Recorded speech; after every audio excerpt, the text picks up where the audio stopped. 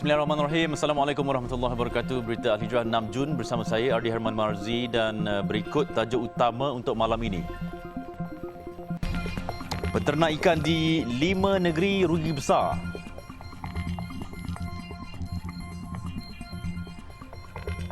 Juga pengurangan subsidi hanya untuk orang kaya.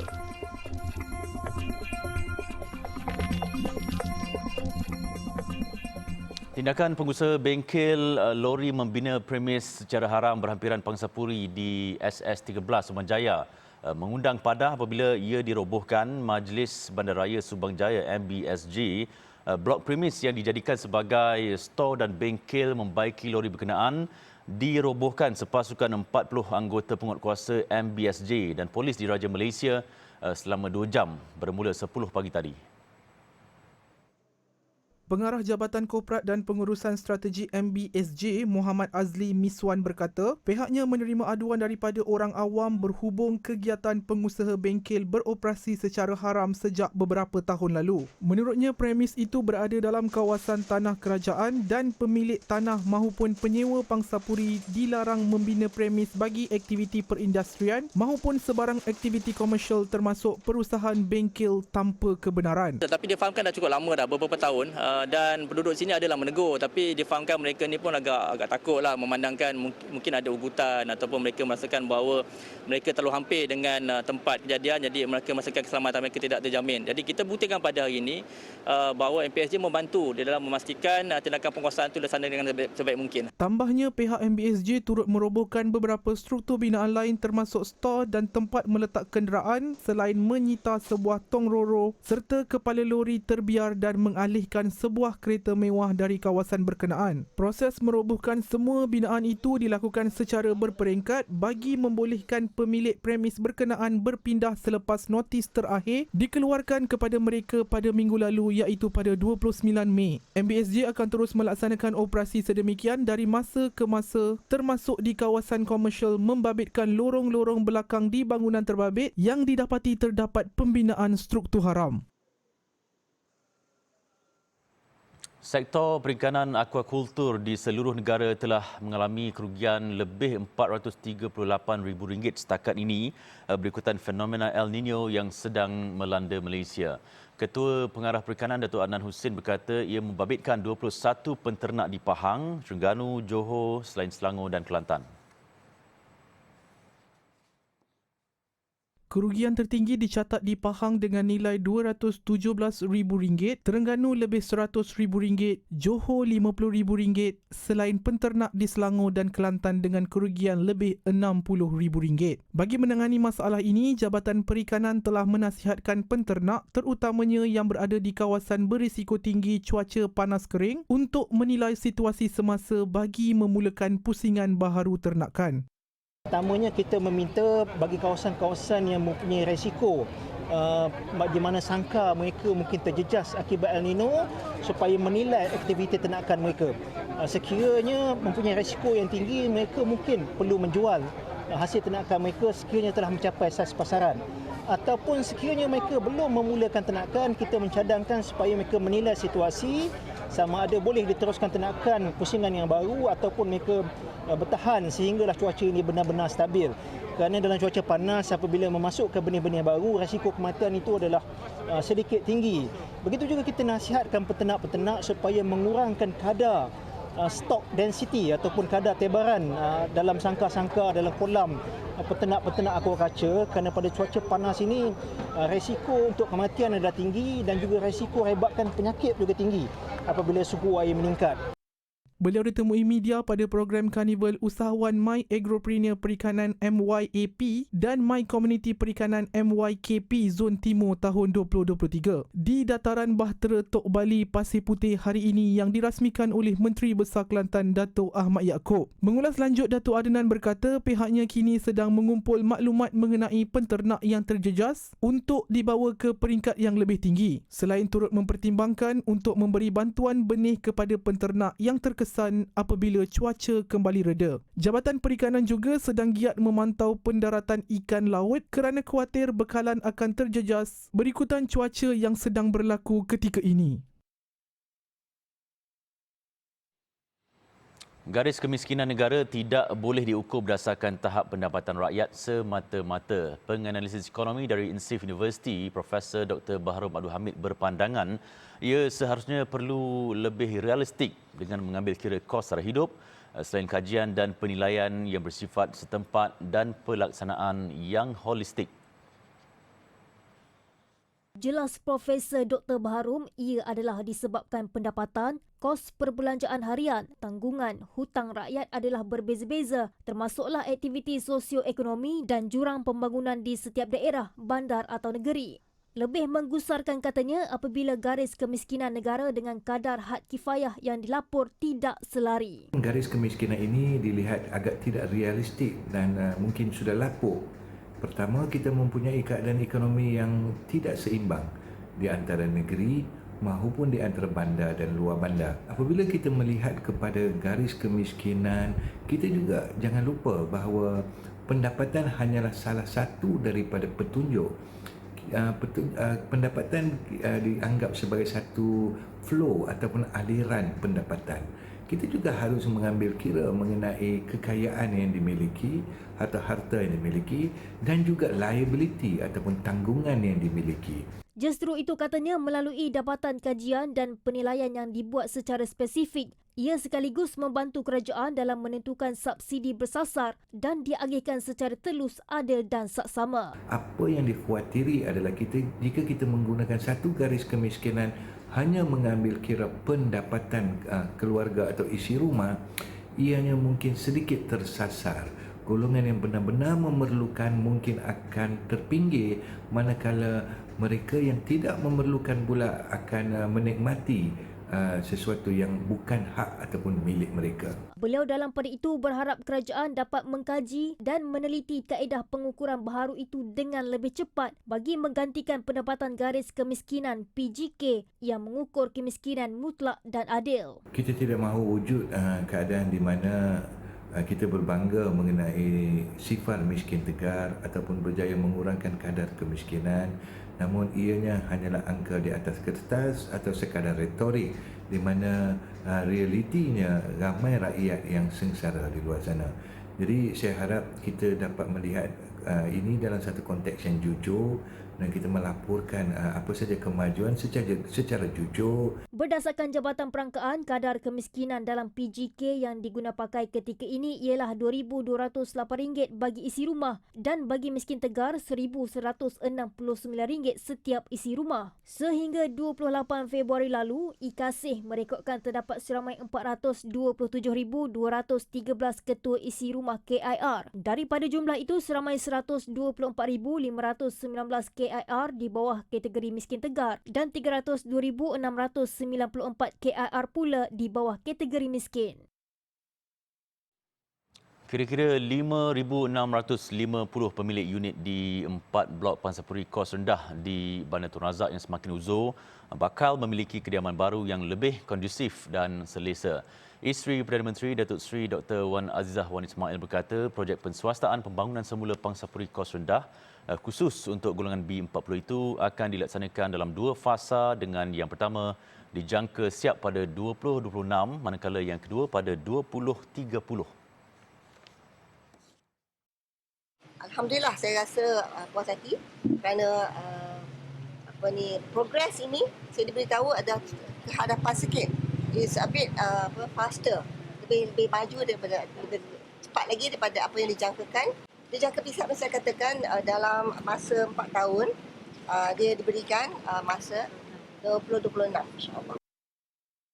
Jelasnya pelaksanaan projek itu penting dalam menjamin kediaman yang selesa dan selamat buat penduduk. Mengikut peredaran masa memadangkan Pangsapuri itu sudah berusia lebih 50 tahun. Tambah Datuk Seri Wan Azizah, Pangsapuri sebelum ini sempit dengan keluasan hanya 850 kaki persegi serta kekurangan fasiliti asas seperti lift, surau dan lain-lain menyebabkan perubahan perlu dilakukan. Beliau berkata demikian pada sidang media selepas membuat lawatan ke projek penswastaan pembangunan semula Pangsapuri kos rendah di Flat Sri Melaka, Bandar Tun Razak, Kuala Lumpur pagi tadi. Dalam pada itu, rata-rata penduduk yang ditemui nyata bersyukur dan teruja kerana berpeluang untuk memiliki kediaman sendiri dengan fasiliti yang jauh lebih baik dan lebih selamat terutamanya buat warga emas dan orang kurang upaya. Sebenarnya 80% di kawasan subzon 1 ni adalah B40. 80% B40. Jadi kita perlukan perubahan mengikut edaran zaman. Jadi apabila pembangunan ni wujud, secara tak langsung kerajaan membantu rakyat yang susah B40 ada kediaman sendiri. Memang ada masalah dia pasal tangki air tu memang bocor, kaki lima pun macam masa kita jalan kan licin berapa kali dah jatuh dah. Lega sikitlah kalau ada 3 bilik kan. Bolehlah masing-masing kan, anak satu dengan anak OKU tu, lelaki satu untuk kita satu lah. Harap-haraplah kalau boleh diluluskan kita terima je lah. Pembinaan fasa pertama membabitkan 1,192 unit termasuk 658 unit Taman Ikan Emas dan 534 unit Sri Melaka akan disiapkan pada Julai 2026. Manakala fasa kedua pula membabitkan 4,458 unit rumah dan dijangka siap pada Julai 2030. Projek ini melibatkan kos sejumlah 1.19 bilion ringgit dengan kawasan yang berkeluasan 55.948 hektar.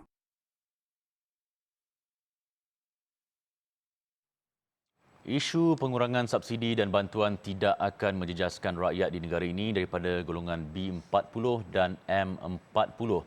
Perdana Menteri Datuk Seri Anwar Ibrahim sebaliknya berkata pengurangan itu khusus kepada golongan berpendapatan tinggi atau T20 sahaja, merangkumi penggunaan kadar elektrik dan kos menunaikan haji. Perdana Menteri turut mempersoal kewajaran subsidi haji diberi kepada golongan T20 sedangkan mereka mampu membelanjakan pada kadar kos penuh tabung haji. Yang kurangnya itu untuk orang kaya. Kita kurangkan subsidi elektrik tidak untuk rakyat, untuk orang yang maha kaya. Rumah-rumah besar yang kaya saja, yang atas T20. Jadi mengapa kita nak jadikan isu ni isu politik? Tidak dikurangkan bagi majoriti rakyat. 90% rakyat itu tidak terkesan kerana tidak dinaikkan kadar elektrik. Malah kadar elektrik untuk SME, untuk industri makanan tidak dinaikkan. Jadi kita nak jadi jago siapa ini? Kemudian untuk subsidi haji, kita tak naikkan bagi rakyat. Yang dinaikkan itu untuk T20. Kamu dah kaya benar. Takkan tabung haji nak subsidize untuk pergi ke Mekah? Dan ini memang ada juga rungutan. Tapi saya tegas dalam hal itu. Kita mesti kurangkan subsidi, tidak bagi rakyat. Setakat ini saja yang kita kurangkan. Tak ada pengurangan subsidi lain. Yang disahibahkan sebagai kempen politik, kurang subsidi mana? Tak boleh pun, kurang subsidi untuk orang kaya pun tak boleh. Nak ambil 50-60 juta daripada Tan Sri Zat Mokhtar pun tak boleh. Ini apa punya dasar begini? Saya terpaksa ambil daripada orang kaya supaya tidak bebankan orang miskin. Itu pun kadar yang agak minimal lah. Kalau kos, kalau haji itu kos. Tabung haji tidak dibenarkan mengambil untung. Cuma ambil kira kos haji.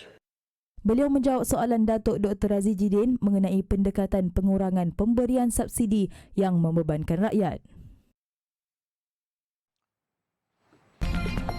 Rakyat Malaysia diingatkan waspada visa furada. Perdana Menteri Datuk Seri Anwar Ibrahim menyerahkan kepada Peguam Negara untuk mengambil tindakan sesuai berhubung kenyataan Datuk Seri Muhammad Sanusi Muhammad Noor yang mendakwa Pulau Pinang milik Kedah. Beliau berkata tindakan Menteri Besar Kedah itu perlu dihentikan kerana ia jelas melanggar prinsip perlembagaan yang telah diperkenankan oleh Raja-Raja Melayu. Mengapa perkara ini dibangkitkan? Seperti mana disebut betul. Belum, memang betul. Pasal PRN. Apakah kerana nak gelojoh kuasa pilihan raya, kita korbankan prinsip perlembagaan dan timbulkan huru-hara? Ini soalnya. Ya. Dan ini yang menyebabkan timbul permasalahan. Kita sudah merdeka lebih 6 dekad. Parti-parti memerintah. Sama ada UMNO Barisan Nasional, PAS dan PH, dan sekarang PAS dan PN. Tidak pernah dibangkitkan, melainkan seorang ketua yang tidak bertanggungjawab, yang sanggup melanggar prinsip undang-undang perlembagaan, dan oleh demikian saya serah sepenuhnya kepada Peguam Negara untuk mengambil tindakan sesuai. Beliau menjawab pertanyaan Ahli Parlimen Bagan Lim Guan Eng mengenai tindakan ke atas kenyataan Datuk Seri Muhammad Sanusi yang menggesa Perlembagaan Persekutuan dipinda untuk dipadamkan Pulau Pinang agar boleh dikembalikan kepada Kedah yang telah dipolemikkan sehingga menimbulkan keresahan dalam kalangan penduduk negeri Pulau Pinang serta mengancam keharmonian dan keselamatan negara. Jelas beliau kedudukan Pulau Pinang sebagai sebuah negeri dalam Malaysia yang berasingan daripada Kedah jelas termaktub di bawah fasa 2.1 Perlembagaan Persekutuan. Justru itu Perdana Menteri berkata isu itu tidak seharusnya dibangkitkan, lebih-lebih lagi Malaysia ketika ini telah lama mencapai kemerdekaan dan merupakan sebuah negara berdaulat. Rakyat Malaysia diingatkan supaya berhati-hati dengan pelbagai promosi dan iklan tentang pakej Haji Furada menjelang Hari Wukuf. Ketua Rombongan Haji Malaysia Datuk Seri Said Saleh Said Abdul Rahman berharap tiada lagi jemaah haji negara terkandas di lapangan terbang antarabangsa Kuala Lumpur KLIA akibat terpedaya dengan pakej berkenaan. Dari Makkah Al-Mukarramah, wartawan Sadiq Hakim Azman ada butirannya. Kita selalu mendengar setiap tahun ada saja laporan-laporan berkenaan dengan bakal-bakal haji yang terkandas di lapangan terbang disebabkan tiada tiket penerbangan, sebenarnya tiada visa dan sebagainya. Jadi kita mengharapkan bahawa umat Islam di Malaysia supaya lebih berhati-hati dan teliti dalam melihat kepada iklan-iklan dan promosi-promosi berkenaan dengan visa Furada yang ditawarkan. Tambahnya, pada musim haji yang lalu ada jemaah yang terkandas membayar 40 hingga 80 ribu ringgit. Visa Furada katanya tidak termasuk dalam kuota rasmi jemaah haji Malaysia dan ia adalah budi bicara Kerajaan Arab Saudi untuk memberi kepada sesiapa yang dikehendaki. Ini adalah budi bicara dan hak mutlak Kerajaan Arab Saudi untuk mengeluarkan visa Furada ini kepada mana-mana pihak yang difikirkan sesuai dan juga atas permohonan daripada pihak-pihak tertentu. Itu tidak dapat dinafikan. Walau bagaimanapun, apabila mereka menerima ataupun mendapat visa Furada ini, saya mengharapkan mereka menggunakan perkhidmatan syarikat-syarikat pengelola jemaah haji atau PJH yang telah dilesenkan oleh tabung haji. Tambahnya, TH telah melantik 22 syarikat pelancongan untuk beroperasi sebagai PJH berlesen bagi mengurus pemergian jemaah haji ke Tanah Suci. Individu atau agensi pelancongan yang menawarkan perkhidmatan pakej haji tanpa kelulusan TH boleh dikenakan tindakan undang-undang di bawah Akta Tabung Haji 1995. Laporan Sadiq Hakim Azman dan juru kamera Imran Nordin dari Makkah Al-Mukarramah untuk Berita Al-Hijrah. Lawatan silaturahim iaitu kunjungan dari bilik ke bilik dilakukan kumpulan unit kaunseling sebagai inisiatif menguruskan kesihatan mental jemaah haji.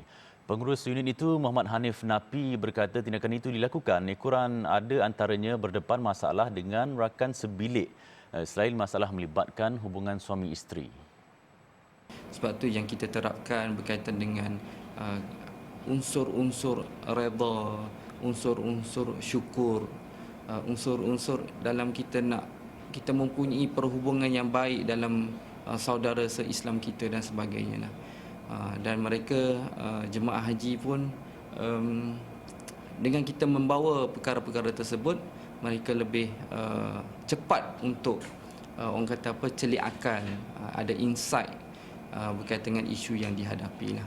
Jelas beliau, selain kunjung bilik ke bilik, pihaknya juga memperkenalkan sudut ekspresi diri dengan menyediakan kertas melukis dan mewarna serta bola stres sebagai terapi kepada jemaah.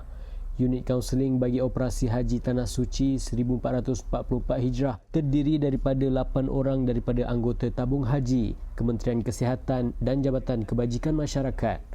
Mereka ini merupakan pasukan sokongan bagi isu berkaitan kesejahteraan psikologi dan kesihatan mental dalam kalangan jemaah haji serta petugas. Dalam pada itu, jemaah haji yang tiada peneman di Tanah Suci, terutama warga emas, boleh menarik nafas lega selepas TH mewujudkan program prihatin tetamu Ar-Rahman, iaitu peneman, bagi membantu mereka ketika waktu puncak di Arafah, Mina dan Muzdalifah.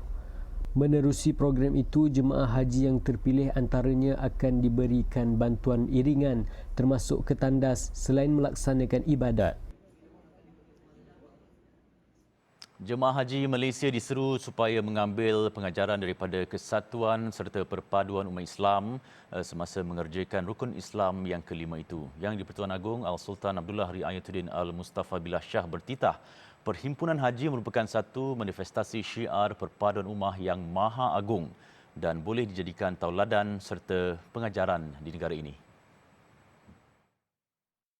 Lantaran itu, saya menyeru kepada para bakal haji dan seluruh rakyat Malaysia untuk mengambil pengajaran dari kesatuan dan perpaduan ummah dalam perhimpunan terbesar manusia di dunia ini. Untuk sama-sama kita jadikan tauladan serta pedoman dalam membentuk semangat perpaduan dan ikatan ukhuwah di negara Malaysia yang kita cintai ini. Titah baginda lagi, ibadah haji adalah perhimpunan terbesar umat Islam dan perlu bersabar serta saling menghormati sesama tetamu Allah yang lain tanpa mengira perbezaan warna kulit, bahasa, bangsa serta pangkat. Baginda bertitah demikian selepas berkenan berangkat ke majlis mengucapkan selamat jalan kepada jemaah haji ke Tanah Suci di Sepang tengah hari tadi. Berangkat sama Raja Permaisuri Agong Tunku Azizah Aminah Maimunah Iskandariah, turut hadir Menteri di Jabatan Perdana Menteri Hal Ehwal Agama, Datuk Dr. Muhammad Naim Mohtar.